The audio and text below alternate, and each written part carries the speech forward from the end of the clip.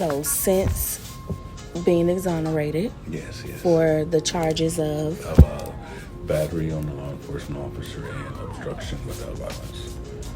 okay. So since that, what have life been like for you?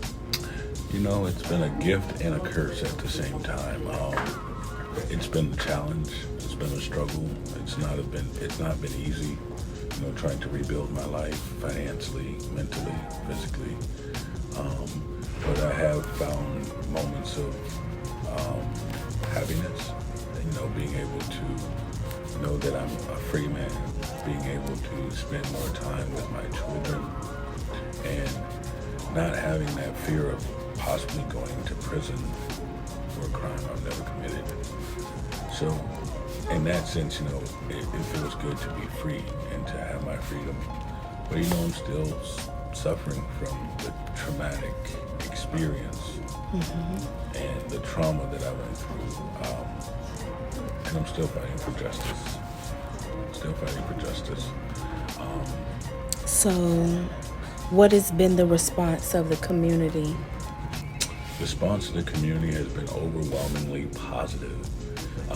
And it's been another thing that has actually helped carry me through the dark days and the dark times, because the people, all different ethnicities, sexual orientations, different colors and creeds, they all have come together and like put their arms around me and been there helping me, guiding me, and being a part of the metamorphosis of Marlo Jones. It's a gradual process, but it's been really overwhelming at times, because it's just so much love out there from people I never ever would have thought would have supported me or, you know, cared about my story. It's been magic. Give one example of that. One example of that is I was sitting down having ice cream with my daughter, and a woman that is at City Hall a lot, normally speaking, walked up to me and said, "Hey, Marlo, we love what you're doing in the community. We absolutely love it." And it was that instance where I was actually interviewing with a reporter, and she's like, "Oh my God, like, people love you." And it was in that instance where I just thought, like, you know, I'm doing something right.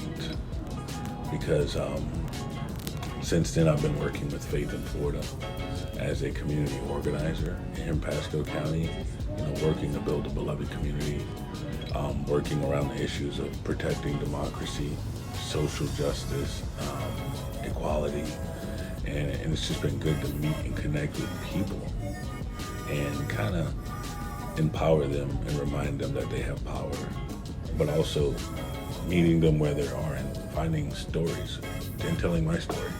It's amazing how many people you can connect with when you tell your story. Right.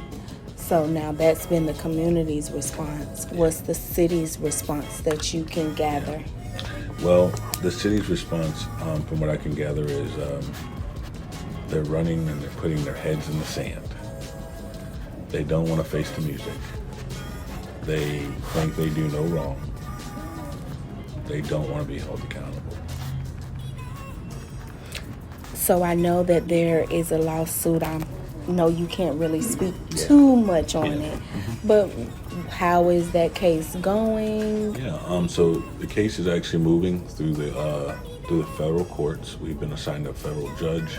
My attorney, Kevin Ross, down in Orlando at ECLAT Law, is representing me, and we have filed a lawsuit against the city of Newport Richey, and we have listed several city officials in their capacity in the lawsuit.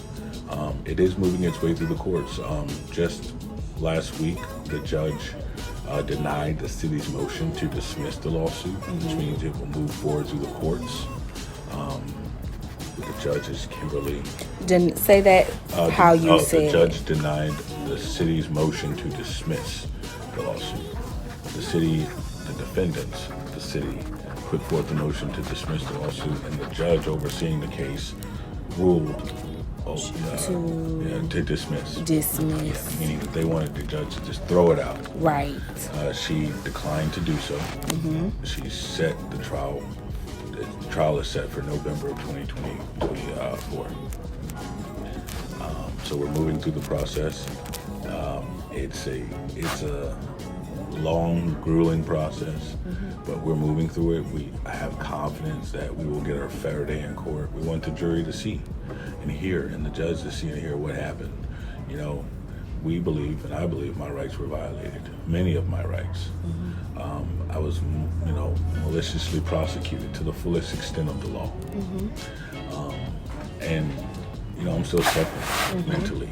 I have PTSD, suffer from depression and anxiety and all these things that I didn't have to deal with before. But I have full confidence that ECLAT Law and Kevin are going to do the right thing, and they're moving this case towards a favorable conclusion. Good. Yeah. Okay. So recently, someone in the community that had knowledge of your story came forward to share his intimate knowledge with the officer you were involved in. Yes. The way this person is involved is basically they have internal knowledge of him not being recommended for that position due to his temperament. His command of temper was actually the word that was used. Wow. And this person has, intimate knowledge of that officer you were involved with from his teenage years. He's aware of experiences that show flaws in his character, stealing,